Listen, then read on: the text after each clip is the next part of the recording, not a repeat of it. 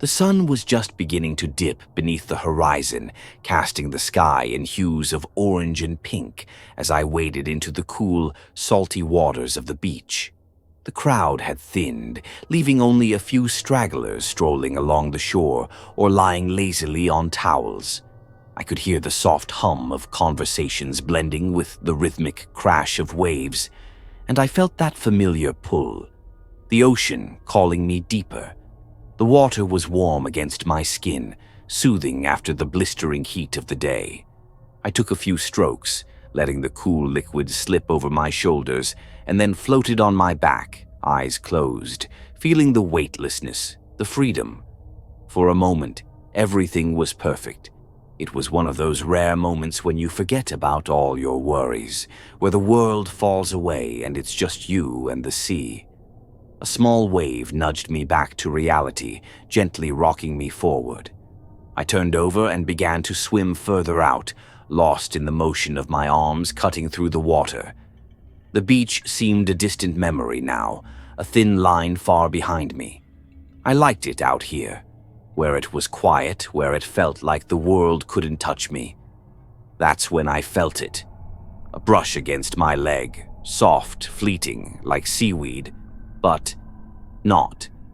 I stopped, treading water, glancing down into the deep, dark blue below. The sun's light was fading fast, turning the water into a murky darkness. I squinted, my heart already starting to race, trying to catch a glimpse of whatever it was. But I saw nothing, just empty water, shifting and swirling.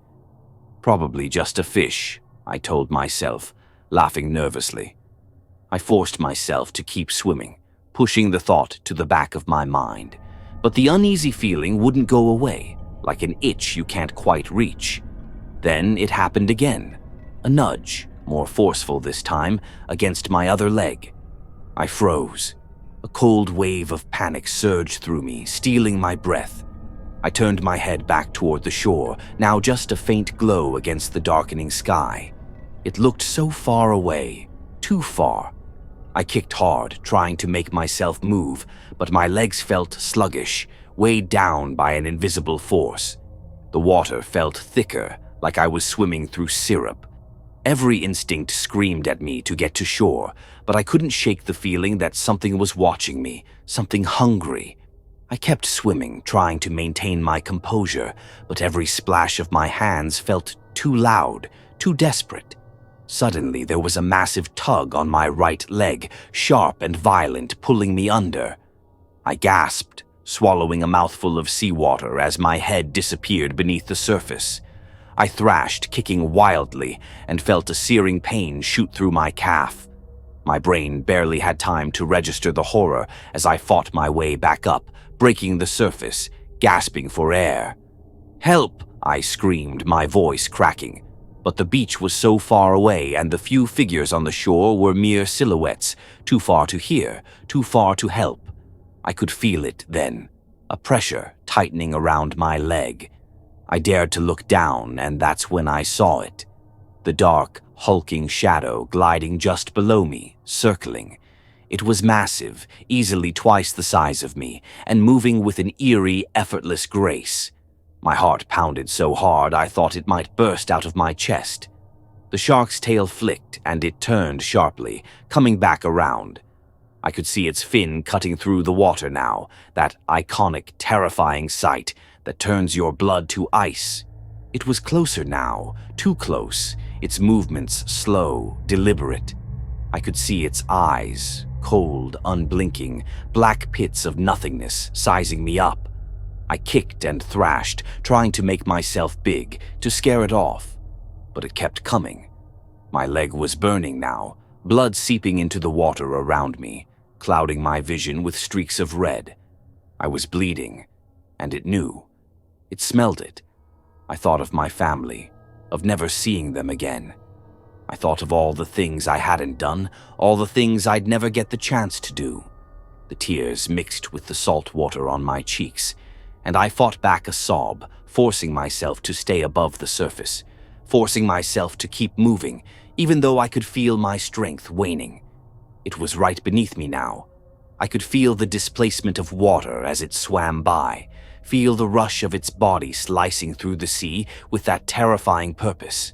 My legs were kicking on pure adrenaline, my arms flailing in desperate strokes as I made a frantic, clumsy dash toward the shore. Then, just as quickly as it had come, the pressure around my leg released. I felt myself lurch forward, free but still frantic, still drowning in fear. I didn't look back. I couldn't. I just swam, faster than I ever thought possible, every muscle screaming, every nerve on fire. The distance seemed endless, the shore a mirage that kept drifting further and further away, but somehow I made it. My feet hit the sand and I stumbled, half crawling, half dragging myself out of the water, collapsing in the wet sand. I could taste blood in my mouth, my own or the ocean's. I couldn't tell. I rolled onto my back, gasping, staring up at the now darkened sky, feeling the sand beneath me, solid and safe. People were rushing toward me, voices shouting, but it all seemed so distant, muffled, like I was underwater again. I looked down at my leg, a jagged gash, raw and bleeding, but still there. I was still there. I had escaped. But the memory of those cold, dark eyes, the feeling of being hunted, would never leave me. Every time I closed my eyes, I saw that fin slicing through the water, felt that grip pulling me under. I knew, deep down, that I had been one flick of a tail away from disappearing forever.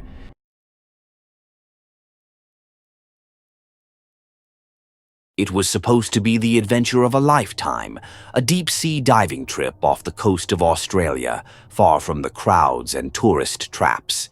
I'd been saving for years, counting down the days until I could plunge into the azure waters and explore the vibrant coral reefs.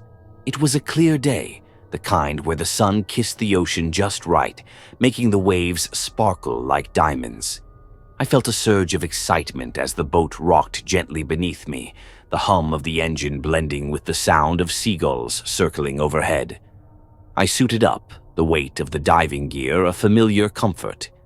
My guide, Tom, a laid-back Australian with sun-bleached hair and an easy smile, gave me the final thumbs up. "All right, mate, just stay close and we'll have a great time," he said, his voice barely audible over the roar of the engine. I nodded, checking my oxygen tank one last time.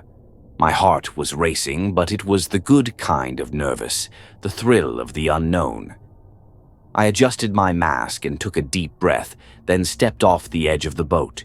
The world turned into a bubble of muted sounds and endless blue as I sank beneath the surface.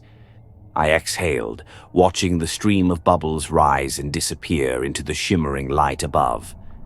I felt weightless, floating in a vast, quiet world, surrounded by the gentle sway of seaweed and the occasional flicker of brightly colored fish darting by.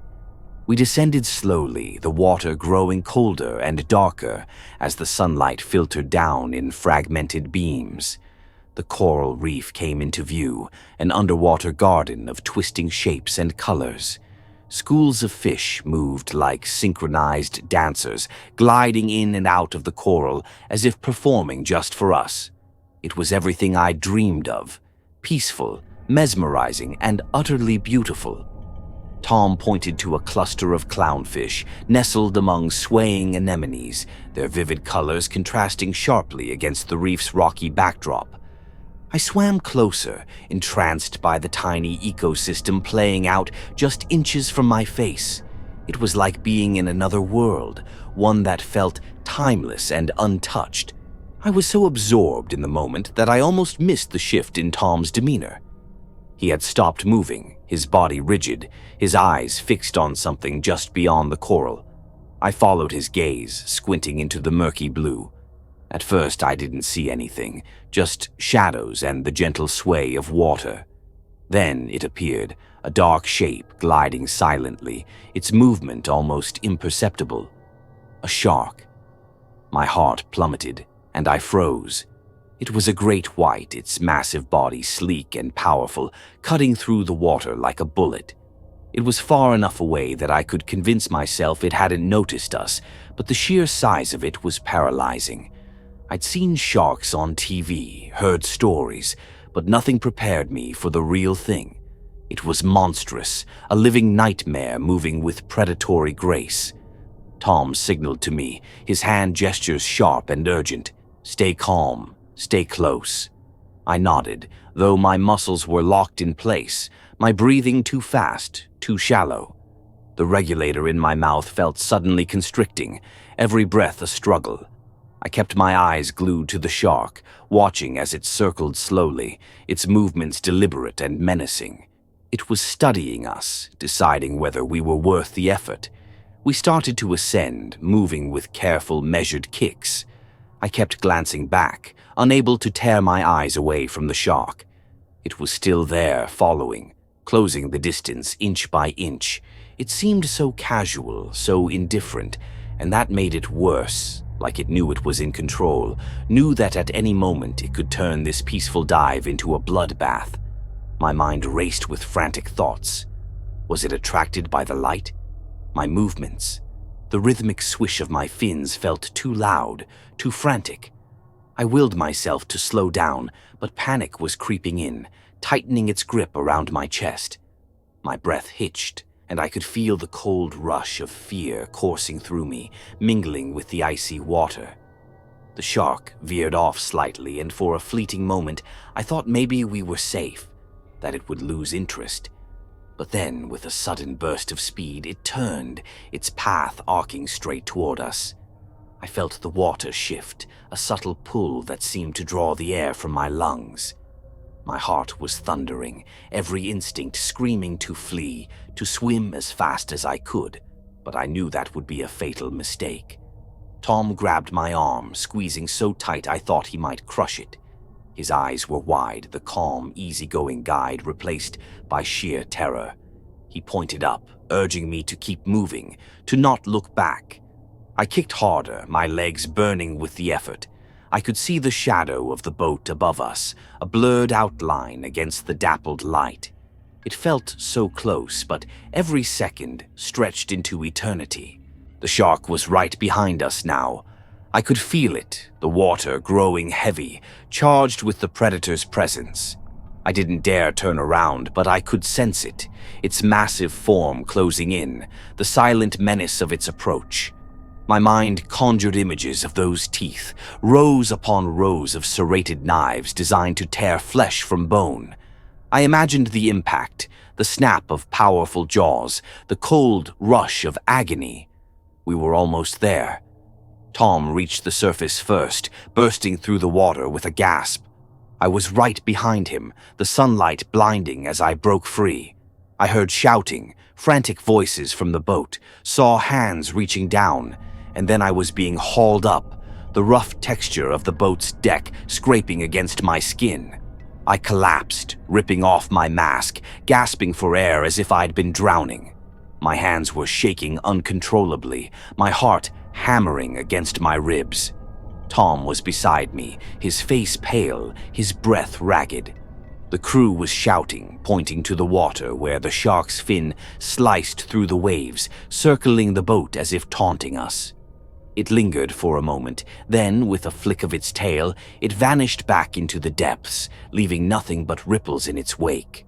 I lay there, staring up at the clear blue sky, feeling the sun on my face. I was alive. I had escaped. But in my mind, I was still there, still submerged in that vast, unforgiving ocean, a dark shadow lurking just beneath the surface, waiting. The shark had let us go, but it could have been different. 1 second slower, one wrong move, and I would have been just another lost diver, another tragedy whispered about in the dark corners of seaside bars. Even now, I can't close my eyes without seeing it. The cold, unblinking eyes, the monstrous silhouette gliding through the water. It's a reminder that no matter how beautiful the ocean is, it's not ours. It belongs to the predators, the hunters, and I was only ever a guest, lucky to have made it out with my life.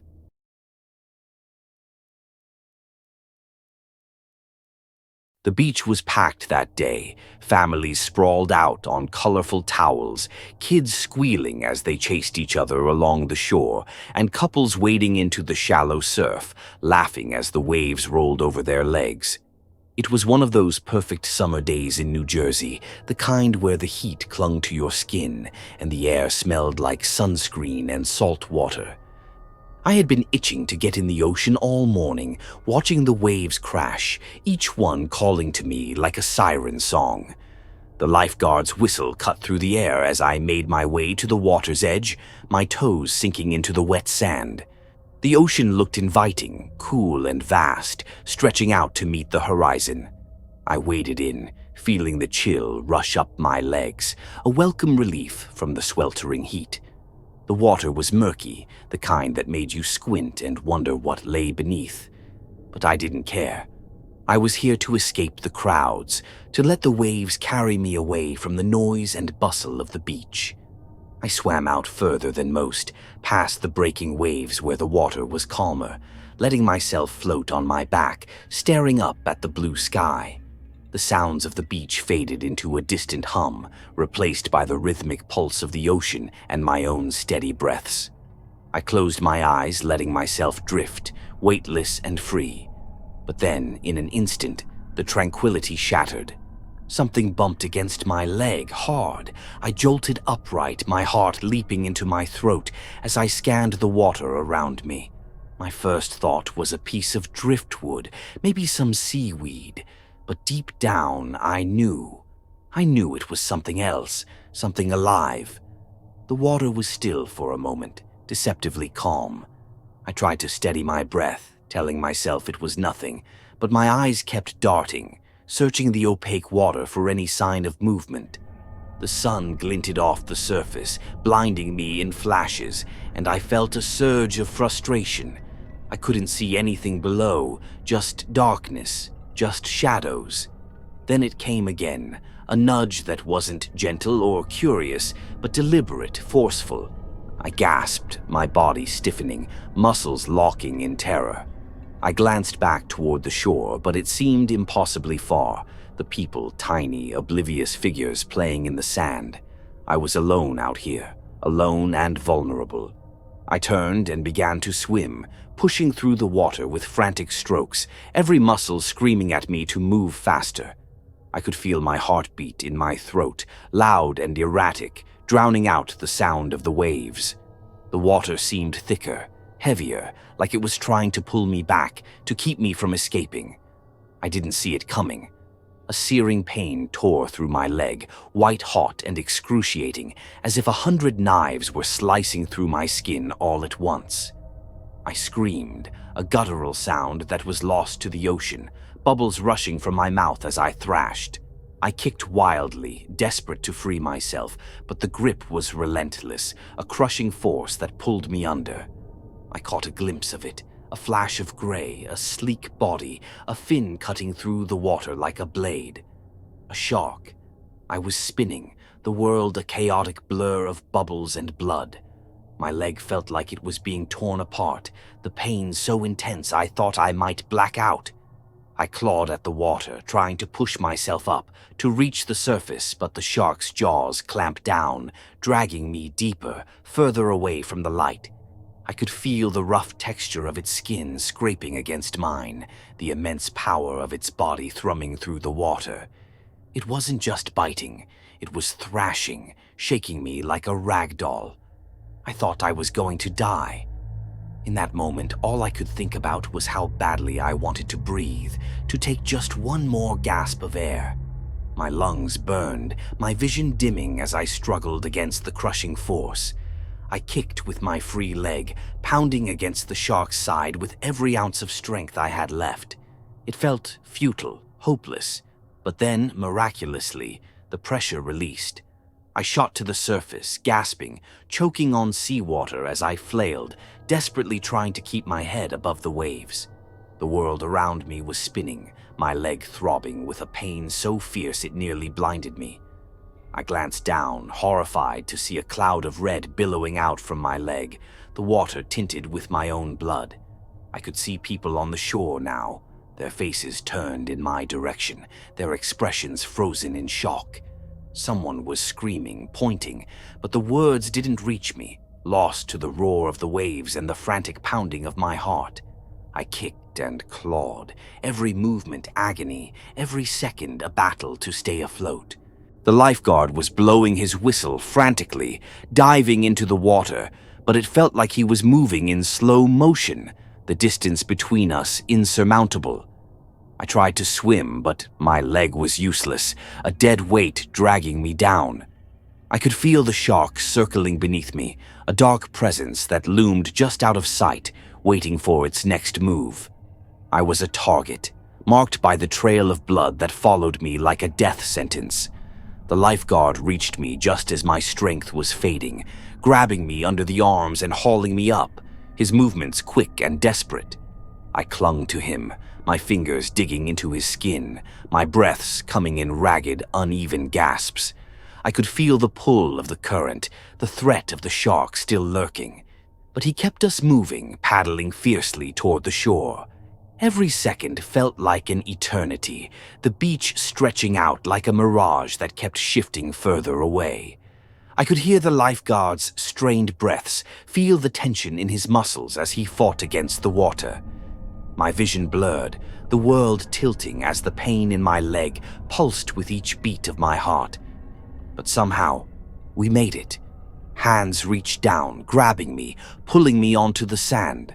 The world tilted, the sun too bright, too harsh against my eyes. People were shouting, crowding around, but all I could focus on was the jagged wound on my leg, the torn flesh and the blood still gushing from the bite. They were trying to help, pressing towels against the wound, calling for an ambulance, but all I could do was lie there, trembling, staring at the water where the shark still lingered, a dark shadow in the surf. I could feel the sand beneath me, solid and safe. But in my mind, I was still out there, still thrashing in the cold, murky water, still fighting for my life.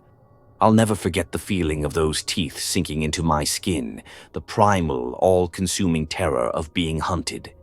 Even now, the ocean that once felt like home is a place of nightmares, a place where the darkness hides more than just shadows, where danger lurks in every wave. I survived, but a part of me was left out there in the blood-streaked water, and I know I'll never truly be free of it.